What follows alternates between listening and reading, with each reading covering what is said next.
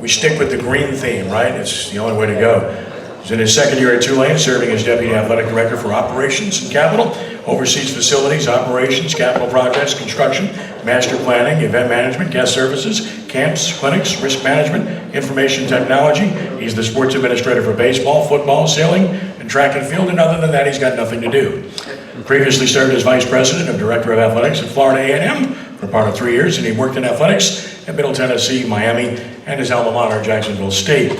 He obtained his master's from Southern New Hampshire University. Of course, Tulane is now 6-1 and ranked 22nd in the nation, and they play Rice this Saturday at 3 p.m. in Houston. Please give a warm welcome to Kortne Gosha. Kortne.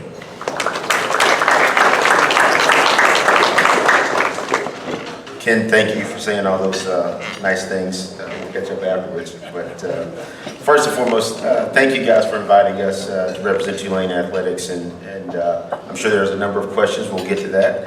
But first and foremost, again, I'll start by saying this. The program is in the best shape it's ever been. I'll certainly applaud our prior athletic director, Troy Dennon. But the past couple of weeks, I've lost a little real estate on my hairline, so I'm kind of going for the Troy theme there. But it's been fun, it's been exciting. Wishing Troy well as he's transitioned from Tulane to the University of Washington. Drastic change, and obviously I think his first week on the job, he had college game day and a number of other things, and they go out and beat Oregon. So he's busy and moving forward, and wish him and his family well. But as far as the Green Wave is concerned, again, there's a lot of momentum behind the program right now in all of our sport programs, but in particular football, who's started off 6-1. The first, starting off that hot since 1931 was the last time we were 6-1 from that perspective. But right now we're ranked in the AP poll, number 22. The goal is to keep that rolling. We play Rice this weekend, and everybody around this time of year is starting to get healthy. So Rice is playing really good. We've got UTSA on Black Friday. They're playing pretty good right now. Their quarterback was injured earlier in the year, and so it'll be a race to the finish. But started off with a lot of momentum this year. We opened up with a heck of a non-conference schedule. We hosted Ole Miss. Unfortunately, our quarterback, Michael Pratt, was injured that week, and so we definitely think there would have been a little bit of a different outcome there, but that's the one that got away from us this year. But again, really, really excited about what's to come. Everybody wants to know who's the next athletic director, and I'm going to let you guys in on a little secret. I don't know, right? So, but I have been told within the next 2 to 3 weeks, a permanent placement will be announced, and so again, it's a phenomenal time at Tulane. Plan number one, I think, for whoever assumes the role is going to be to keep Willie Fritz here. Willie Fritz has done a phenomenal job leading our program, and again, the accolades continue to come. He just recently coached his 95th game for the Green Wave and has been named to 2 National Coach of the Year watch lists, which is the Bear Bryant and the Bobby Dodd watch list. And so again, we're tremendously proud of what that program has accomplished. I think we have 18 total program wins since last year, which is 3rd nationally behind Michigan and Georgia. And in addition to that, we are leading the nation's longest road win streak. So for the Wave and the football program, things are moving forward. We're not going to skip a beat. As far as all of our other programs are concerned, there's a tremendous upside right now in our men's basketball program. Run Hunters is expected to have a phenomenal year. We played in the portal, which is something that's new to intercollegiate athletics right now, and we've had tremendous success there. So really excited about what's going to happen on the men's basketball front. Baseball, second-year coach Jay Ullman.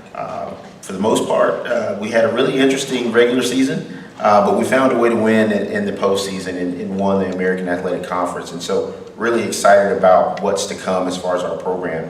In addition to that, just as we move forward and transition to the next chapter, there was just an announcement around a $10 million gift from Don and Laura Peters about the capital infrastructure that we're building or plan to build at Tulane. And everybody's seen conference realignment, and everybody's jockeying to get into a Power 5 conference. Our peer SMU just recently transitioned from the American to the AAC, or the ACC, excuse me. And so everybody's jockeying for positioning Tulane has we have a beat on the pulse of what's happening, but the first thing that we have to do is invest in our infrastructure. And it's very, very challenging when you're landlocked, but we are working through a lot of creative things and just announced a campaign last Thursday that's going to be about a $70 million investment directly to our athletic corridor. So again, the program can be in no better shape right now. The future is really bright. Nobody's interested in going backwards. So, Coach, it's important for us to keep the things moving, and we're really excited about what the future will hold for Tulane athletics. In addition to that, everybody knows that recruiting is the hotbed of what we do, and right now, with the football success and program success, we're certainly recruiting at a higher level. And so, it's certainly good to see some of our top talent right here in our backyard, and excited to recruit you guys. All right. But nevertheless, that kind of concludes my announcements around the Green Wave, and I appreciate you guys for having us today. And so I'll open it up for any questions. Was the homecoming a successful fundraising this past weekend? Absolutely. So homecoming was a sellout crowd for us on the football front. But again, there was a number of initiatives on the fundraising trail that were really good. There were a couple of gifts that were closed as it relates to athletics in the campaign. But the university just closed a $1.5 billion campaign entitled Always Be Audacious, and it concluded at homecoming. So significant moment. Again, the things that are happening at Tulane University, not just uptown, but downtown, are really tremendous right now. And athletics is the benefactor for a lot of those investments in community support. Thank you. Appreciate it.